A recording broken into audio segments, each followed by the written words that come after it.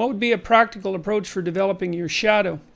Well, that's a good one. Let's do a little review of Jungian psychology. The first thing is, if you want to know about this, the proper source is Carl Jung's Collected Works, Volume 9, and there's two parts to Volume 9, A and B, published as separate texts. And Volume 9 is called Archetypes of the Collective Unconscious, and the other one is called Ion. But in Archetypes of the Collective Unconscious, there's a good discussion of the persona and the shadow. And the persona, you could say, is a good way of thinking about it. You know, you watch all those rom-coms where there's always kind of a beta male guy who's being real friendly and always failing miserably with the women because basically he's lying to himself and to them. He's a persona. And a persona is the face that you show to the world when you're trying to pretend and to convince yourself and others that you're, I would say, harmless, but we could say a good person. But a good person isn't harmless. A good person is capable of, well, maybe a good person is capable of anything, but is willing to hold that in abeyance. I read this interesting commentary a little while ago on a statement by Christ in the New Testament, and the statement generally interpreted is that the meek shall inherit the earth, but I was looking up the multiple translations of the word meek, and meek is actually derived from a Greek word, of course, because the Bible, at least some of the original forms of the Bible, were in Greek. And that word didn't exactly mean meek. It meant something like those who have weapons and the ability to use them, but determined to keep them sheathed, will inherit the world. And that means that people who are capable of force, let's say, but decide not to use it, are in the proper moral position. And Nietzsche commented on that a fair bit too. You know, he thought of most morality as cowardice, not because morality itself was cowardice, but because most people who are cowards disguise their cowardice as morality, and they claim that their harmlessness, which is actually a consequence of their fear and inability to be harmful, say, or to be dangerous, is actually a sign of their moral integrity. And that's a really bad idea. So, you know, if you're an axe murderer but you don't have an axe, that doesn't mean that you're moral. So now, with regards to, so that's the persona. And the persona is the mask that you wear, and that's what persona means, is the mask that you wear to convince yourself and the world that you're not a terrible monster, so that when you look at yourself in the mirror, you don't have to run away screaming.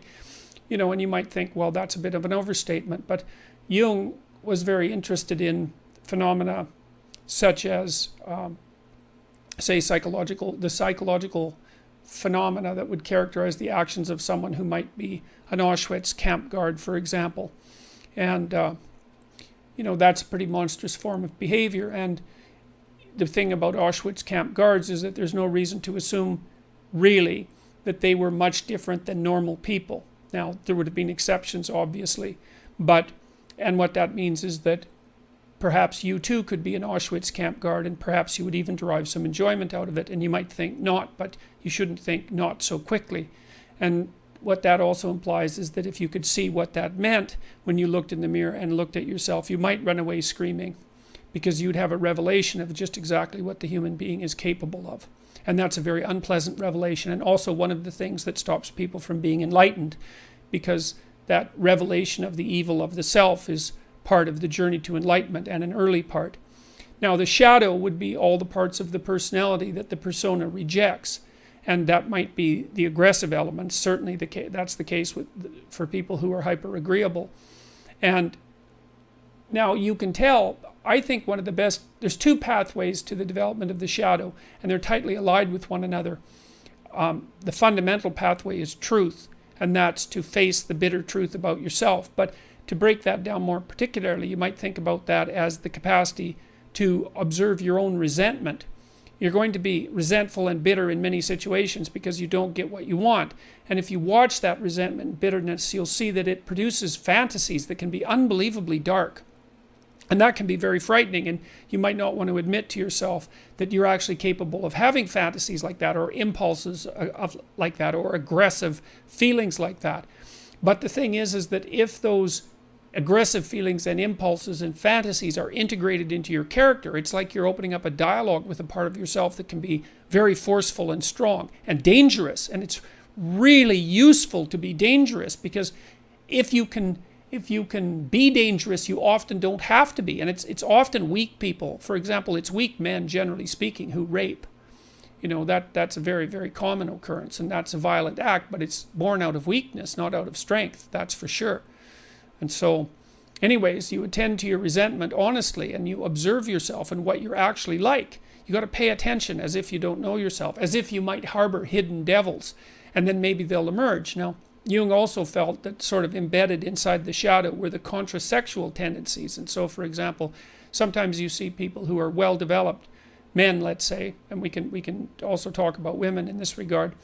Men who've integrated their shadow often also develop a kind of peculiar grace that would be a consequence of not only allowing their aggressive side to step forward, but also their feminine and compassionate side that they may have kept squelched because of embarrassment about it, or because they'd been harassed for being weak, or any number of things.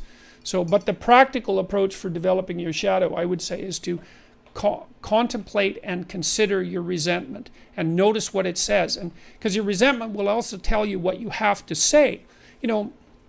So look at what happened at Google this weekend. James Damore wrote that memo, and you can imagine he was pretty angry and perhaps even somewhat resentful at having to attend that diversity seminar. And I'm really just using this as an example. But what he did was decide that meant that he had something that he had to say, and then look at the consequences of that. Man, it's absolutely unbelievable. And so, if you're feeling oppressed at work, or you're oppressed in your life, or you're oppressing yourself, then you got to notice that you're feeling oppressed. Then you have to notice that you're feeling resentful and angry and bitter, and maybe even like Cain in the story of Cain and Abel, because Cain is sort of the archetypal bitter man. And then you have to decide what it is that you need to do in order to remove from yourself that bitterness. And that usually means that there's something that you have to say. And then you have to say it because your soul depends on it. And not only does your soul depend on it, I would say the fate of the world depends on it. Because, you might be wrong, and then you should be straightened out. Maybe you're just being whiny and you have to talk to somebody about that. But it may be that you're actually detecting something wrong, some tyranny that's directed towards you and other people, and it's like your moral obligation to speak up about it. And so many workplaces become toxic, to use a terrible cliche, because the people in them won't speak up for what they actually want, or they speak up too late, and then they're all twisted up about it, and they're torturing other people because they're so unhappy, and so forth and so on. So, practical approach for developing your shadow fundamentally is radical honesty. And Jung said that a genuine moral effort was a good substitute for psychotherapy.